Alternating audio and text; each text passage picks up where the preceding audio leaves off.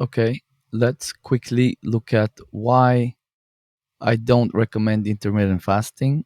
You already probably understand that having a high cortisol level throughout the day is not conducive to longevity, to good mental performance, to feeling good. But what does the research actually say? So here's one paper called Intermittent Fasting Does Not Affect Whole Body Glucose, Lipid, or Protein Metabolism. And we just I'll spare you all the gory details, but what they did find was over here in the section resting energy expenditure, glucose and fatty acid oxidation. So after 2 weeks of intermittent fasting, resting energy expenditure was significantly lower in the basal state than after 2 weeks of the standard diet, right? So the control group.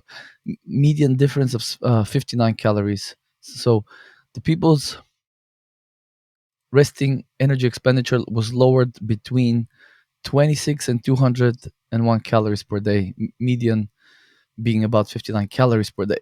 Excuse me, median being 59 calories per day. And then later on in the study, so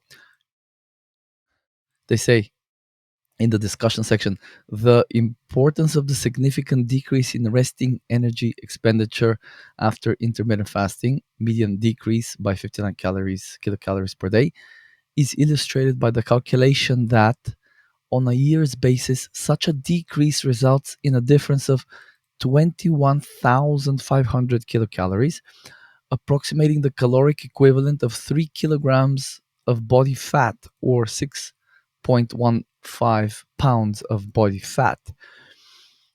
So within 2 weeks, your resting metabolic rate quickly drops because of the stress that being running on cortisol for 16 hours, 2/3 of the day, causes. And the researchers are clearly showing that this happens very quickly in 2 weeks, right? So this is what you get when you do intermittent fasting. When you cut calories at the same time, uh, that will help you lose weight, but that will also further lower your metabolic rate. And then when and if you go back on a more regular diet, you'll rapidly gain the weight. So here in the end, in the last paragraph, they state the decrease in resting energy expenditure after intermittent fasting may precede weight gain during intermittent fasting when caloric intake is not adjusted. So the the drop in metabolism will cause weight gain if you don't cut calories. So yeah, you will lose weight with intermittent fasting if you also cut calories, but that will further decrease your metabolic rate. You will paint yourself into a metabolic corner. And then the other study, JAMA, Journal of the American Medical Association Internal Medicine, November 2020. Effects of time restricted eating on weight loss and other metabolic parameters in women and men with overweight and obesity. And there was quite a lot of findings here, but the major uh, conclusion here was time restricted eating in the absence of other interventions like cutting calories is not more effective in weight loss than eating throughout the day. Okay, but what was let me just find ALM, appendicular lean mass. So appendicular lean mass, so in the appendages in the arms, legs, was significantly decreased in the time restricted eating group. And basically, let me just find the uh, what they stated. So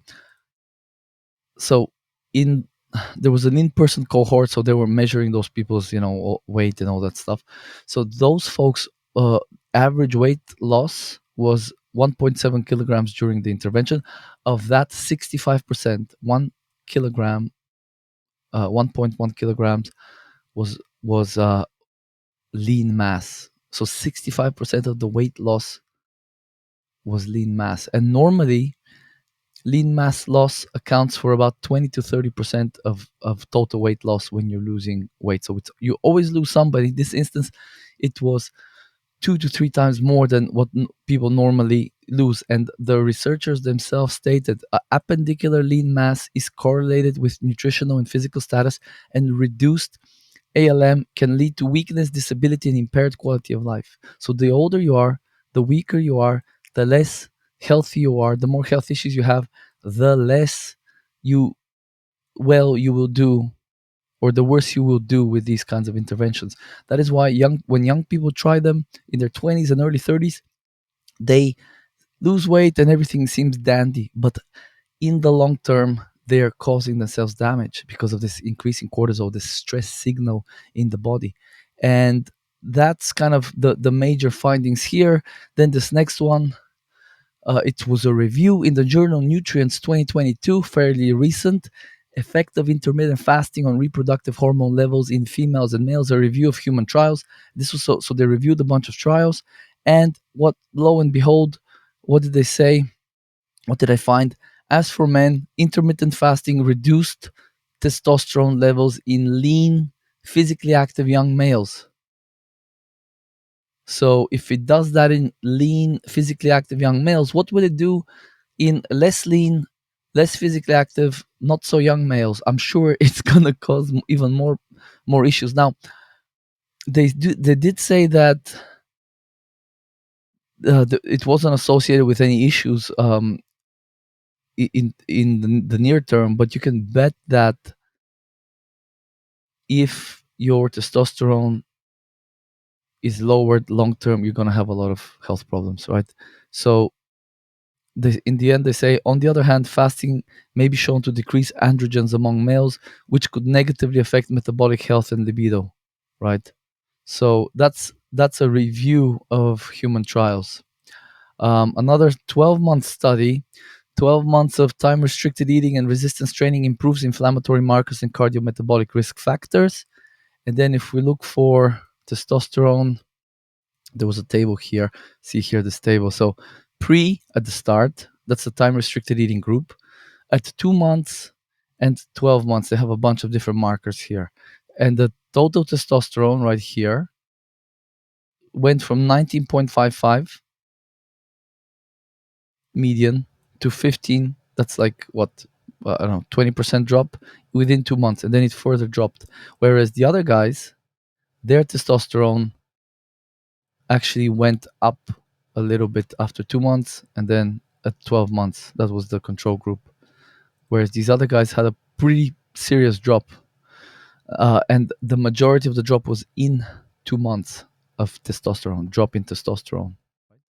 And then another study, similar study, in 8 weeks, similar drop. You can see here, total, wait, not this one. This one here, so intermittent fasting post, right? So if we go to testosterone pre was 21.26, and then in 2 months, 8 weeks, it was down to 16.86. So that's, I don't know, 25% drop, huge. Whereas the other guys, the control group, 18.6, and then actually went up a little, tiny amount, right, on average. So this is what intermittent fasting does. And in 2 months, this elevation in cortisol is enough to cause you a drop in testosterone, because testosterone and cortisol oppose each other. So this is why I do not recommend intermittent fasting. Loss of lean muscle mass, running on cortisol, resultant drop in testosterone. And it's not even that effective, if at all, for weight loss unless you're also cutting calories. And that's why people lose weight, is because they just can't eat 3 full meals and 2 snacks or whatever in an 8-hour period. So they by default eat less. But that eating less, that drop in calories, also further decreases their metabolic rate above and beyond what that metabolic rate decrease would be from the intermittent fasting, which that first study showed, the 59 kilocalories per day median. So that is why intermittent fasting, not good for longevity, not good if you want to have high testosterone, not good if you want to resolve a health issue, and that is why I do not recommend it.